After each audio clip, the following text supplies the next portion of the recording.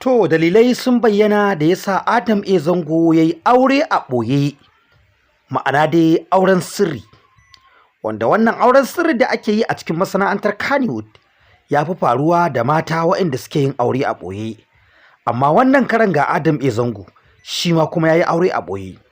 Duk da dai Adam A Zango ya taɓa yin attempted ɗin aure a ɓoye bayan ya sanar da aurensa da matarsa Safiya, kuma daga baya aka canja ranar ɗaurin auren aka ce an fasa. Ashe kuma ranar tana nan.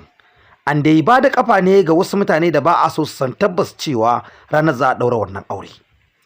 Jarumai da dama na masana'antar Kannywood sun dinga yin aure a ɓoye amma mata, amma wannan karan ne kaɗai Adam A Zango ya yi da kansa a matsayinsa na namiji. Kuma me dalilan hakan? To masu kallo dai sun san wasu dalilan kuma sai dai mun bayyana muku abin da yake faruwa. Wasu dalilan ma masu kallo sun riga sun san su, amma wanda za mu bayyana wa masu kallo dalilai shine ganin irin matsaloli da suka dinga faruwa a cikin auren jarumi Adam A Zango. Ya kamata dai dole a sakaya, dole a ɓoye. Ku danna subscribe, ku danna ƙararrawa